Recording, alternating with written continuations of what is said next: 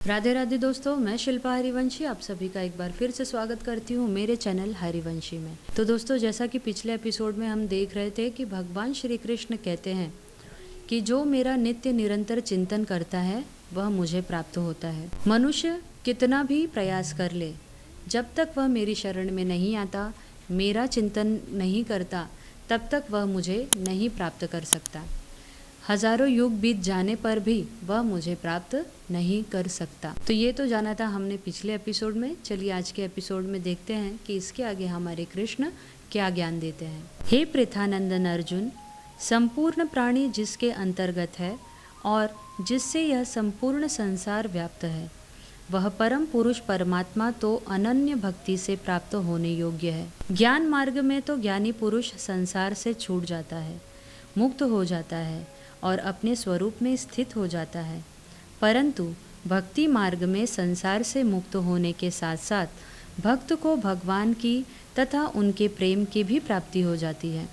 अतः कर्म योग तथा ज्ञान योग तो साधन है और भक्ति योग साध्य है। यहाँ पर भगवान श्री कृष्ण कह रहे हैं कि ये जो पूरी दुनिया, जो संसार है, उस संसार में जो शक्ति है, जो पूरे रूप से व्याप्त है, पूर्ण रूप से व्याप्त है, वह कौन है? वह शक्ति, वो पावर परमात्मा यानी मैं ही हूँ।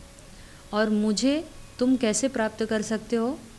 अनन्य प्रेम, अनन्य चिंतन, अनन्य समर्पण के द्वारा।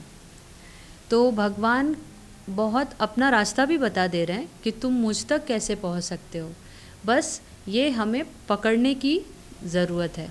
भगवान ने तो बता दिया, अब चलना हमारा काम है कि हमें कुछ नहीं करना, बस पूर्ण रूप से समर्पित हो जाना है, पूर्ण समर्पण और उनका अनन्य चिंतन, अनन्य प्रेम, उन्हीं से प्रेम। फिर संसार में किसी से नहीं होना चाहिए। और उनसे प्रेम करने का अर्थ ये नहीं है कि आपके जितने भी परिवार के जन हैं उनसे आपको झगड़ा करना है, द्वेष करना है। नहीं नहीं, तुम जाओ, दूर हटो मुझसे, मैं तो अब भगवान से ही प्रेम करता हूँ। बिल्कुल नहीं, क्योंकि उस शरीर में जो पावर है, जो आत्मा है, वह श्री कृष्ण ही है। तो इसलिए हमें मन में ये रखना है कि मेरे भगवान ही हैं उस रूप में, और सबसे अपना व्यवहार करना है और प्रेम श्री कृष्ण से करना है। तो जो ऐसा करता है वह मुझे प्राप्त होता है। परंतु हे भरतवंशियों में श्रेष्ठ अर्जुन, जिस काल अर्थात मार्ग में शरीर छोड़कर गए हुए योगी अनावृत्ति को प्राप्त होते हैं, अर्थात पीछे लौटकर नहीं आते, और जिस मार्ग में गए हुए आवृत्ति को प्राप्त होते हैं, अर्थात पीछे लौटकर आते हैं, उस काल को अर्थात दोनों मार्गों को मैं कहूँगा। जैसे किसी स्थान पर हमारी कोई वस्तु, जैसे कपड़ा, थैला, रुपया आदि छूट जाता है, तो उसे लेने के लिए हम वापस उस स्थान पर जाते हैं। ऐसे ही संसार में किसी वस्तु, व्यक्ति में मनुष्य की आसक्ति रहती है। यहाँ पर आसक्ति मतलब अटैचमेंट, किसी भी इंसान के साथ, किसी भी वस्तु के साथ, किसी जगह के साथ आसक्ति, अटैचमेंट करना, उसके बारे में कह रहे हैं। आसक्ति रहती है तो उसे पुनः लौटकर संसार में आना पड़ता है। भगवान क्या कह रहे हैं कि अगर हमारा किसी के भी साथ कोई भी अटैचमेंट रहा, थोड़ा भी अटैचमेंट रहा, तो हम ये मौका चूक जाएंगे, भगवत प्राप्ति नहीं कर पाएंगे और हमें फिर से इसी संसार में आना पड़ेगा। तात्पर्य है कि परिवर्तनशील शरीर संसार के साथ संबंध रखने से पीछे लौटकर आना पड़ता है, और शरीर संसार के साथ संबंध न रखने से पीछे लौटकर नहीं आना पड़ता। इसका सिंपल मतलब ये है, सिंपल लैंग्वेज में अगर हम बोलेंगे तो, कि हमें अपने हृदय में सिर्फ और सिर्फ भगवान को ही वास देना है। फिर यहाँ और कोई नहीं आ सकता। और अगर यहाँ कोई है, मन बुद्धि चित्त में कोई और है और सिर्फ जबान पे कृष्ण है, तो फिर आप वापस आ रहे हो, यहीं आ रहे हो, मृत्यु लोक में वापस आ रहे हो। यहाँ से आपको सबको हटाना है और यहाँ बैठाना है श्री कृष्ण को। वो यहाँ भी मन बुद्धि चित्त में अगर वो हैं, तभी आप मुक्त हो, अन्यथा आप फिर से इसी संसार में आने वाले हो। अब आप जो ये वीडियो देख रहा है, सुन रहा है, वह अपने मन में खुद ही आप झांक के देखो कि आपके हृदय में कौन बैठा हुआ है। अगर कोई सांसारिक है तो उसे हटाओ और श्री कृष्ण को बिठाओ, अगर आप भगवत प्राप्ति करना चाहते हैं तो। जिस मार्ग में प्रकाश स्वरूप अग्नि का अधिपति देवता, दिन का अधिपति देवता, शुक्ल पक्ष का अधिपति देवता और 6 महीनों वाले उत्तरायण का अधिपति देवता, उस मार्ग से शरीर छोड़कर गए हुए ब्रह्मवेत्ता पुरुष पहले ब्रह्मलोक को प्राप्त होकर पीछे ब्रह्मा के साथ ब्रह्म को प्राप्त हो जाते हैं। कर्म मुक्ति में ब्रह्मलोक मार्ग में आने वाले एक स्टेशन की तरह है, जहाँ भोगों की वासना वाले मनुष्य उतरते हैं, परंतु जिनमें भोगों की वासना नहीं है वे वहाँ नहीं उतरते। हमारा कोई प्रयोजन न हो तो मार्ग में स्टेशन आए या जंगल, क्या फ़र्क पड़ता है। इन शॉर्ट भगवान ये कह रहे हैं, ये कहना चाहते हैं कि हमें इस संसार में नहीं भटकना है, अपने आप को बहकने नहीं देना है।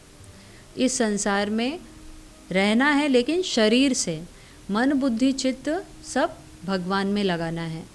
और जो हो रहा है उसमें हमें आसक्ति नहीं रखनी, किसी के भी साथ अटैचमेंट नहीं रखना है। अटैचमेंट अपने प्रभु के साथ होना चाहिए।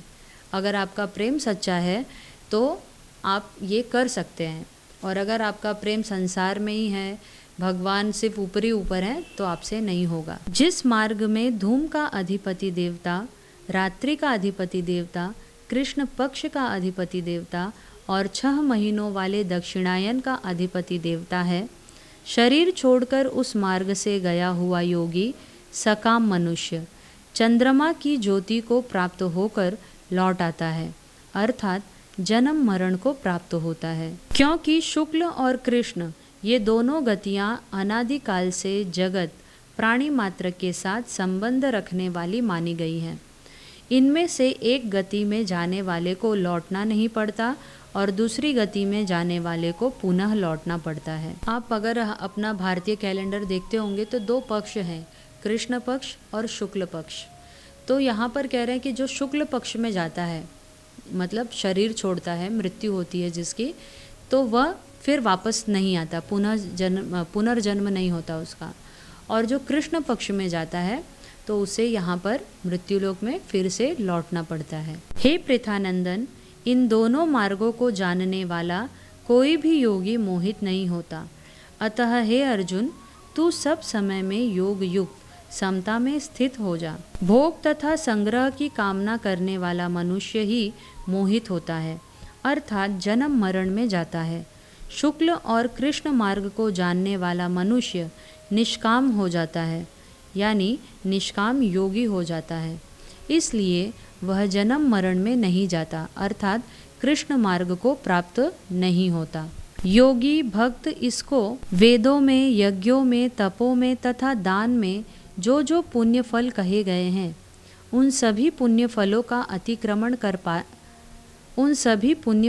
अतिक्रमण कर जाता है और आदि स्थान परमात्मा को प्राप्त हो जाता है। वेदाध्ययन, यज्ञ, तप, दान आदि जितने भी पुण्य कर्म हैं, उनका अधिक से अधिक फल ब्रह्मलोक की प्राप्ति होता है। यहाँ पर भगवान कह रहे हैं कि हम जितना भी पुण्य फल करते हैं, दान, वेदों का अध्ययन करना, यज्ञ करना, तपस्या करना, दान करना, इसका फल क्या है?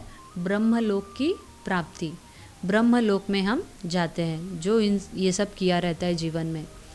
परंतु इसके अलावा इतना तो किया, लेकिन मेरा चिंतन नहीं किया, श्री कृष्ण का जिसने चिंतन नहीं किया वह श्री कृष्ण तक नहीं पहुंच पाएगा। वह ब्रह्मलोक से ही रिटर्न मृत्युलोक में आ जाएगा। इसलिए बहुत ज़रूरी है भगवान का चिंतन। एक बार आप मनुष्य शरीर में रहकर वेदाध्ययन, यज्ञ, तपस्या, दान ये सब पुण्य नहीं करोगे चलेगा, पर पाप भी नहीं करना है। पाप भी नहीं करना, पुण्य भी नहीं करना, पर क्या करना है आपको? नाम जाप, भगवान का स्मरण, उनसे प्रेम। आपने ये कर लिया तो आप सीधे वैकुंठ, सीधे गोलोक पहुंच जाएंगे श्री कृष्ण के पास। परंतु आपने वेदाध्ययन किया, यज्ञ, तप, तपस्या सब कुछ किया, सारी साधना की, परंतु श्री कृष्ण से प्रेम नहीं हुआ, श्री कृष्ण से समर्पण नहीं हुआ, तो फिर आपका यह सब व्यर्थ हो जाएगा। आप ब्रह्मलोक जाएंगे, वहाँ पर अच्छे अच्छे भोग भोगेंगे और फिर क्या होगा? जब आपका पुण्य खत्म हो गया तो फिर से आपको मृत्यु लोक में फेंक दिया जाएगा। फिर अगर आपका कर्म अच्छा बनता है, अच्छे कर्म करते हैं, तब तो अच्छी बात है, नहीं तो फिर वही 84 के चक्कर में कुत्ता, बिल्ली, सूअर, गधा कुछ भी बन सकते हैं। तो इससे अच्छा है कि ये सब कुछ ना करके हम मनुष्यता को धारण करें और इस संसार में हर एक मनुष्य की सेवा करें, मदद करें, सहायता करें और सबको एक समान माने, सबको भगवान का ही माने और भगवान के मार्ग पर चलते हुए, भगवान की स्मृति करते हुए उनका नित्य निरंतर चिंतन करें और सब कुछ उन्हें समर्पित करें। तो हम बहुत ही इजीली, सरल तरीके से श्री कृष्ण को प्राप्त हो जाएंगे। तो आशा करती हूँ आज का ये वीडियो आप सभी को समझ में आया होगा और अक्षर ब्रह्म योग क्या है वो भी आप सभी को अच्छे से समझ में आ गया होगा। तो दोस्तों, इसी के साथ यहाँ पर आज हमारा अध्याय 8 अक्षर ब्रह्म योग पूर्ण होता है। तो मिलती हूँ अगले एपिसोड में नए अध्याय के साथ। तब तक के लिए राधे राधे, श्री हरिवंश।